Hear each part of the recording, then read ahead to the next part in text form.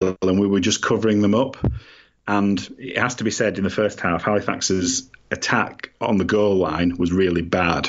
Some of their kicking options were really poor, and we defended well in the first half. I didn't feel they really tested you though. It felt like that's what I'm saying. Their options went back were very inside poor. a lot in that first half. Yes, no, that's what I mean. They look much more dangerous from 30 metres out than they did from a metre out, and I think that really. Well, that proved in the end, didn't it? In terms of where their three of their 4 tries came from. One of them was obviously from the kick, which I don't really agree with in terms of the harshness of the decision. But right, well, I do agree. Okay, go on. But I don't know if you want to talk about any of the first half stuff. I mean, it was a good try, weren't it, for young Milnes, and then unfortunately he had that really bad injury to his. It looked like a broken ankle to me. I'm not sure what it's been confirmed as today. It's been confirmed as a break of the non-weight bearing bone in his leg. Right, it was bad. It was nasty. So yeah, I mean it was accidental. Yeah, but it was accidental. Yeah, completely. No problem with the contact. It's one of these things that happens on a pitch. But it's obviously bad timing for him in terms of him still being a young lad. Yes, he is still one of our part-time lads as well, which won't help him long term. But hopefully he'll come back, because to me he's been one of our better players this year, and he's kind of stepped in at half-back when I don't think we expected him to play very often. So that's a shame for him. Wish him all the best in terms of his comeback. And I think that that try was a bit of I described it as a 10-point turnaround, because actually Halifax had made a half break up the middle, just like they did in the second half, but we just managed to intercept it. And then it felt like two seconds later we'd found gap out wide with Fogging Johnson down that side, and he'd fed Milnes back in. So yes, I was very happy with the try. I don't know if it came across on TV, but the kicking conditions were very tricky in terms of the wind. It was whipping around. Always is up there, but Hodsall Bowl, isn't it? But it was particularly bad because the showers were blowing in and the weather was changing a lot, so it made kicking difficult. The sin binning then for Tangata, sort of. I must have been drifting at this time. I remember being sin bin, but I can't remember the tackle. It was a late hit on Lily. I thought the yellow card was harsh. I thought a penalty was sufficient. I think it was. I do remember this one. I wasn't sure if it was high or not, and I'd have thought for it to be a sin bin, it would have had to be high. Yeah, I obviously I've only seen it live. It was on my side of the ground, which helps, but I've only seen it live. My initial reaction was penalty, no further action. But yeah, I genuinely thought the yellow was quite harsh. So I think he was unlucky. A bit of a scrap ensued, didn't it? So you'd kind of expect that, really. I think that's probably what drew more attention to it, maybe, and gave the referees more time to think. Has this been a bigger flare-up than just a penalty? And I think that's kind of what led to that decision. I'm not saying it was a bad decision. I do remember it now, the more we've talked about it. But I don't think, like you, it was borderline whether it should have been the yellow card. It certainly wasn't a clear yellow card. But then you didn't take any advantage during that period of time. I sort of think you tried to win the game with twos at that stage and had a goal kicker who... Why is Elliot Minchella take goals? Because every time I've seen him play for you guys, he starts as goal kicker, then gets taken off goal kicking because his goal kicking shit. What's that about? Well, I've seen him kick things and not miss all day. So right. He is generally a very good goal kicker. Right. Okay. He was having an off day, and I don't think he has quite a lofted kicking style that wasn't suiting the conditions. So his balls were ballooning up and were catching the wind and were not. You could see that in the warm up. He were missing from everywhere in the warm up. So we probably should have made that decision a bit earlier. But no, I was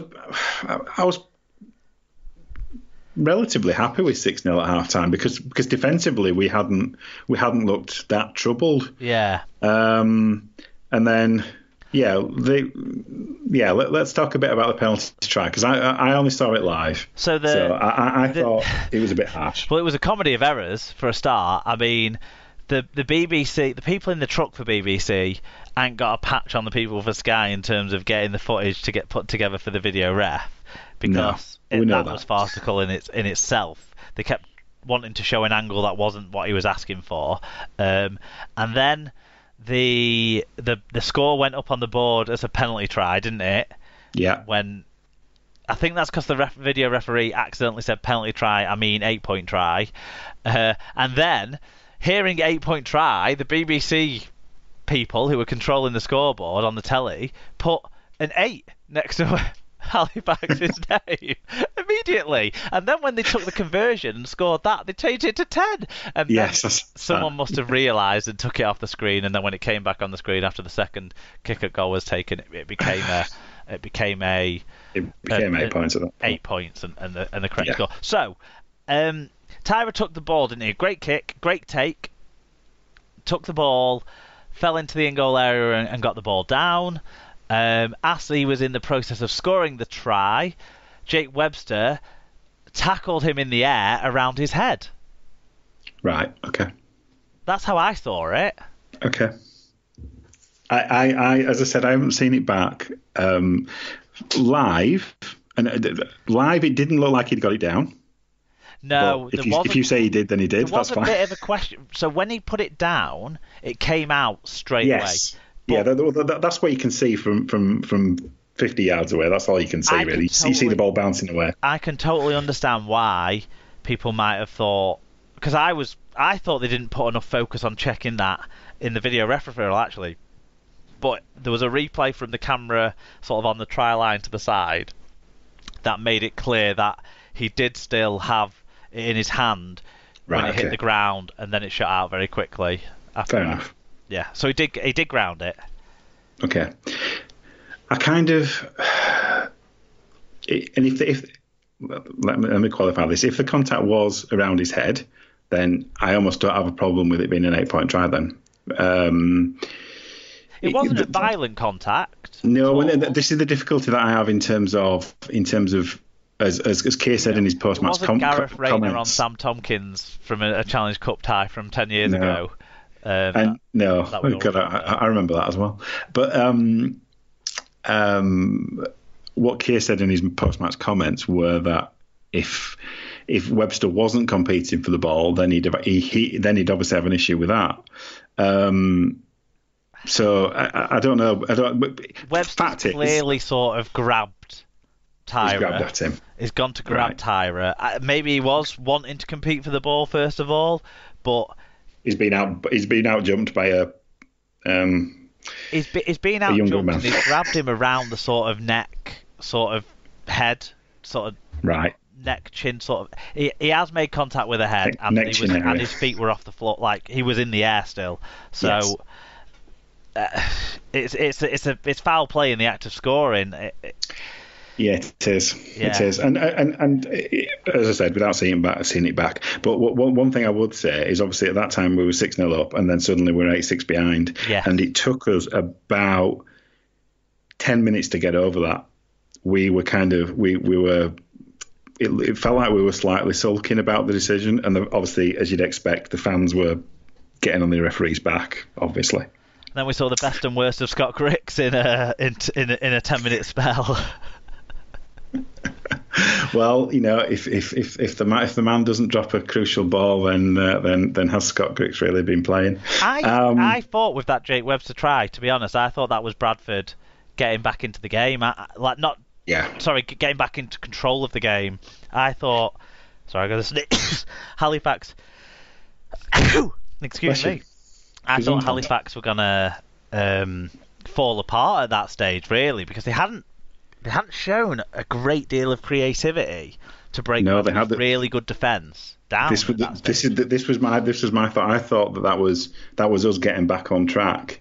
But then, as I said, the stuff that they'd been threatening to do in the first half actually started to come off.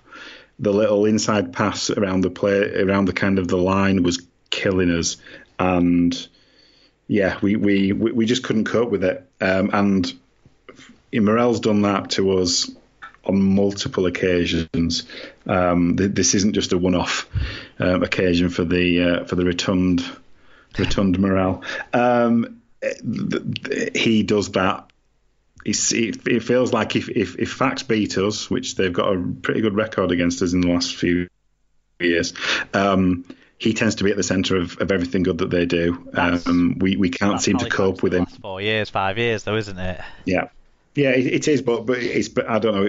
I think it's particularly it seems to be a particular focus when he beats us. They tend to split us open down the middle. And but I have to say, James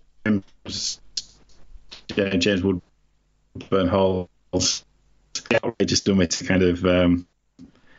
You've got to respect that kind of confidence to take the ball and throw an outrageous dummy. I remember James Woodburn Hall as a very undersized kid, 17-year-old kid in the London side that went down in 2014, coming into the side. Yeah, he's not undersized anymore. Playing a bit of standoff, and that was kind of his position. Then he, I think, ended up playing a bit more utility, a bit of fullback, a bit of centre, as well as stand-off when he had his loan spell down in League One. But then he went to university, didn't he, in Leeds, which is how he ended up at Halifax, and just was playing for free for their reserves, I think. And then they thought, hold on a minute, let's give him a contract. So he's a bit better than that. So he ended up regularly playing at centre for them over the last 2 years. But this game, he came off the bench and played in the back row, and his pace and ability at that stage of the game, with what, half an hour left, actually was the difference between what they kept trying to do all game, sending big Tangata back inside the middle, and a very amped up Fairbank and the other one for Fleming back through the middle. But then putting him on, he had an extra zip. So when he was running at the gap between tacklers, he was actually getting through it. Yes. To get his arm free for that first for the Grix try, and then obviously the great double dummy for his match winning try, what proved to be, were both really great inputs on the game. He actually got the man of the match on the BBC, I think, because it was hard to really. Morel had played well, but he hadn't really been incisive at all. Yeah, and as you say, it helps to make those interventions at key times when people are thinking about the match. Yeah, and that's at the end of the day. I don't. You can't begrudge him that on that level because as you said, he ultimately made the difference in what was a very tight game, and it was nip and tuck either way. And I think, congratulations to Fax, even if it is through gritted teeth. But yeah, I'm a bit. I don't know. It's a tricky one to take, isn't it? Because straight away I start thinking about, well, what does this mean for Wednesday's game and all that kind of stuff? But yeah. When you have the lead, 3 times in the game, and you had the lead for more time than they had the lead for, it would be a frustrating loss, wouldn't it? But it's two very evenly matched sides. Oh, well, this is the thing. There's not a lot between us in the table. It's basically points difference, and whenever we've played them this year, there's not been much in it. As it happens, they've come out on top twice, and we've won the other one. But there's never a lot between us. It was just one of those things. It's frustration because of ultimately what it means in terms of the trip to Bolton, etc. But yeah, that's still a chance to get to Wembley though if your reserves can muster something up. I was going to say it's a completely different 17 on Wednesday, which is I think is the right call. I think that's the right thing to do. But yeah, we'll see if we can get through that one and see whether our second chance to get to Wembley works out. So we know the winners of the 4 quarterfinals: Hull FC, Warrington, St Helens, and Halifax. The balls were drawn in this order: Hull FC playing Warrington, and St Helens playing Halifax. We know that the schedule is now confirmed as well for Challenge Cup Day at Bolton. So you've got the Women's Challenge Cup final. They